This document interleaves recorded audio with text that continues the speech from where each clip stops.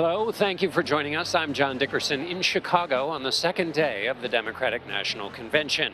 Behind me is the convention floor where delegates will bring their buttons, novelty hats, and hopes to its blue plush carpet and folding chairs.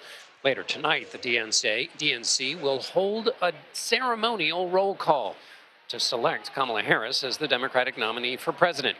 But since the paperwork is already filed and there's no real drama, the nominee won't even be in the state. Instead, she'll campaign next door in the battleground state of Wisconsin. The stars of this evening will be the stars of the first three conventions for the Democratic Party of this century. Former President Barack Obama and former First Lady Michelle Obama. They will testify on Harris's behalf. Just miles from Obama's presidential library, the location of his presidential campaign headquarters, and Grant Park, where the one-term Illinois senator celebrated his 2008 election win. Harris was a part of that effort, campaigning for Obama in 2007 in his first primary, spending New Year's at his campaign headquarters in Des Moines, Iowa in 2007. It's yet another instance of how a late-breaking nominee of the party has roots in its history, which she is now the author of, having joined the crowd in bidding farewell to Joe Biden last night, as he summed up his career in a few brief sentences. I've made a lot of mistakes in my career, but I gave my best to you. For 50 years, like many of you, I've given my heart and soul to our nation. And I've been blessed a million times in return with the support of the American people. CBS News political contributor Joel Payne joins me now. He is also the chief communications officer of Move On, an advocacy group and political action committee. Joel, it's good to be with you. I'm going to ask you a sort of an odd question for a person at a convention. How much do any of these speeches matter? Or put another way, should we be thinking about the ways in which these speeches and these 4 days matter that makes us smarter about our punditry about whether they matter or not? Yeah, John, it's good to be with you. I think that's a good question to ask. Do they matter? I mean, look, certainly some of these speeches do matter and will matter more than others.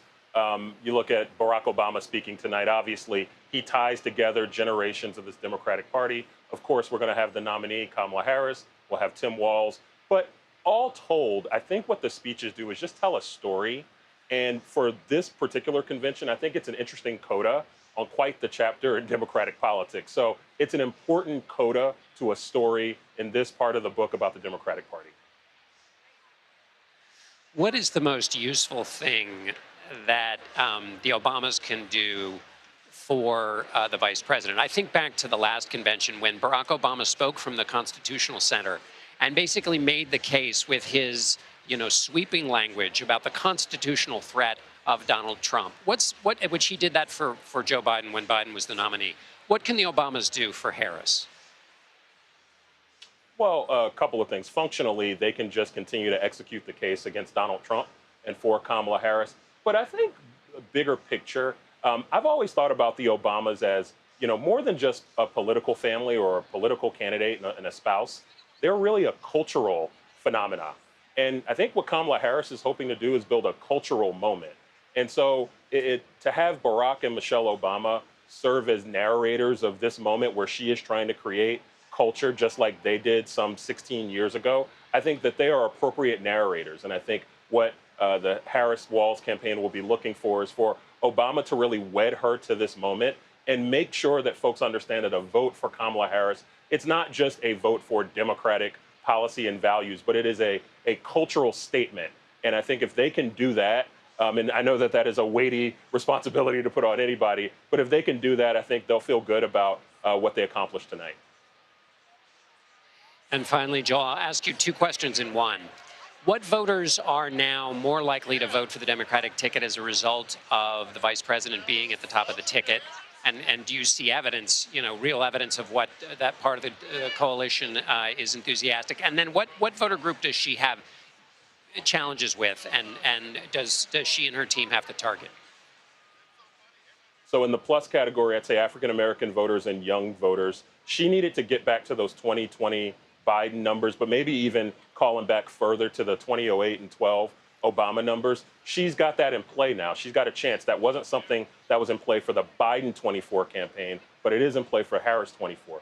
I think where she has challenges is the voters that I think she's hoping that Governor Walz helps her with, which are older voters, older white voters in the upper Midwest of the country. These are voters who maybe don't know her as well, and where I think that the work of describing her and defining her is more important to those sets of voters than for other voters. So that's where I'd be looking for the Harris-Walz campaign to really spend a lot of energy focused on.